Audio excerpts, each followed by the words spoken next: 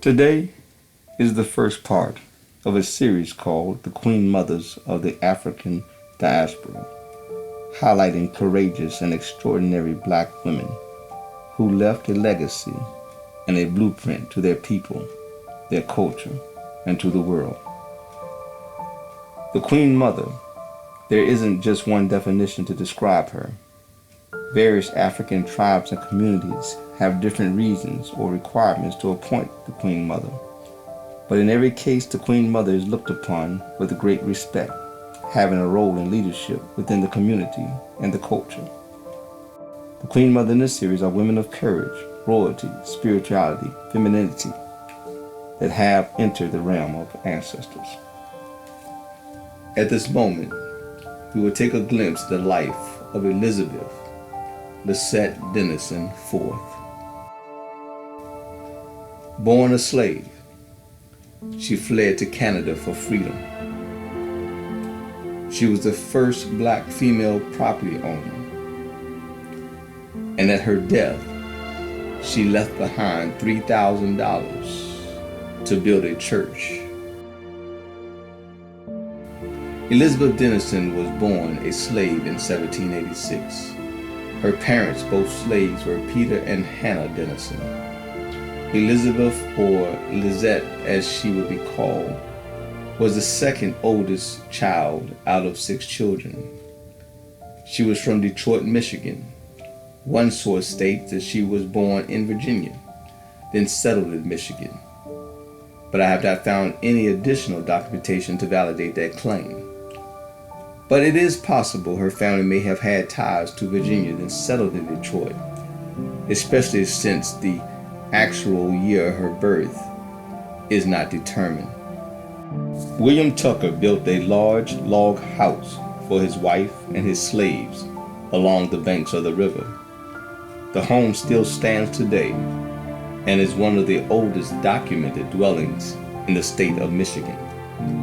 Lisette's father, Peter, worked in the fields, and her mother, Hannah, worked in the house.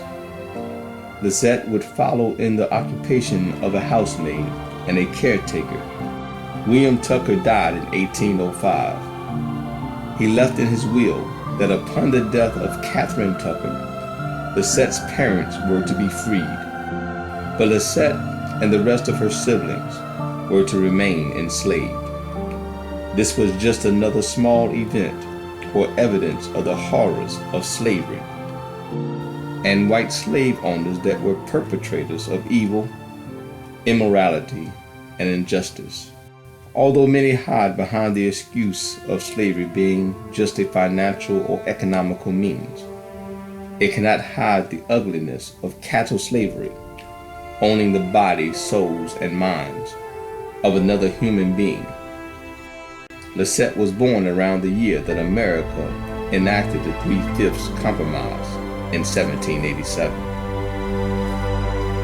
Peter and Hannah were freed and went to work for Elijah Brush. Elijah Brush was a lawyer and politician and soon would be mayor of Detroit. Elijah Brush encouraged Peter and Hannah to sue Catherine Tucker under the Northwest Territory Ordinance of 1787, which prohibited slavery in the territory. Unfortunately, their efforts in the case of Denison versus Tucker was not successful for all the children. Only the youngest child, who was born after the Ordinance of 1787 was established, could be set free. The others would have to remain enslaved. Lisette and her brother made the choice that many Africans or Africans of the diaspora in America had to make: family or freedom. They ran away seeking guidance through the network of secret routes and safe houses to escape their freedom into free states or into Canada. These routes and safe houses would be the early beginnings of what would be known as the Underground Railroad. Another Queen Mother, Harriet Tubman, was perhaps the most famous conductor of the Underground Railroad. but she didn't make her escape until 1849. It is surmised by historians that Elijah Brush may have assisted Lisette in escaping to Canada.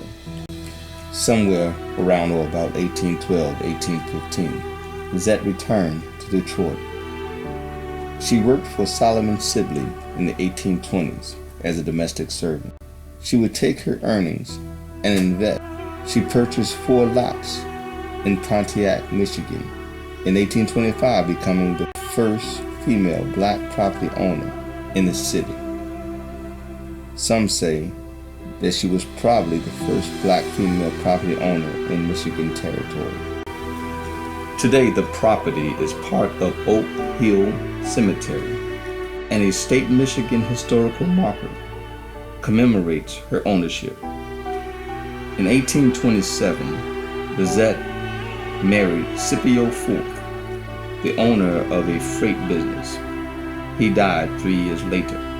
In 1831, Lisette worked for John Biddle, who was mayor of Detroit. He also was the founder of Wyandotte, Michigan.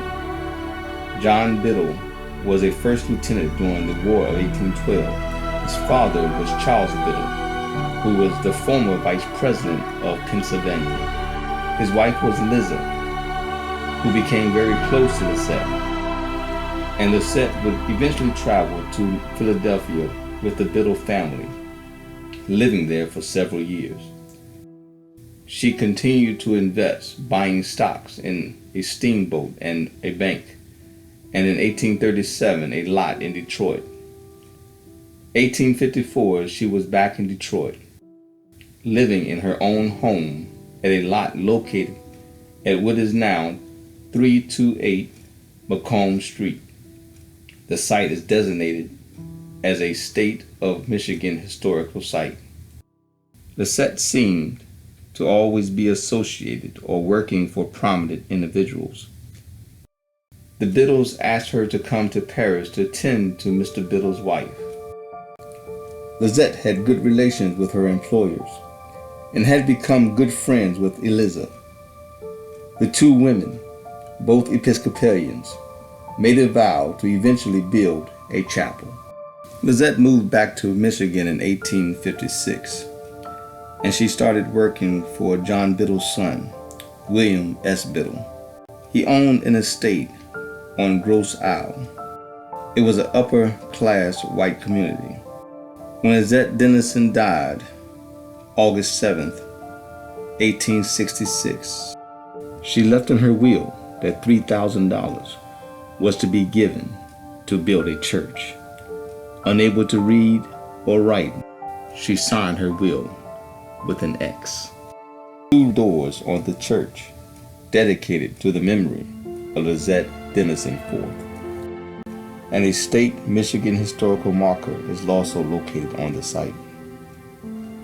Lisette, born a slave, fled to Canada and became a free woman, to return back to the state where she grew up as a slave, to becoming a property owner, an investor, and a philanthropist, leaving her life savings behind and becoming the founder of St. James Episcopal Church. Many may argue, how can a slave become free and return to a land of people that participated in such a harsh and inhumane system?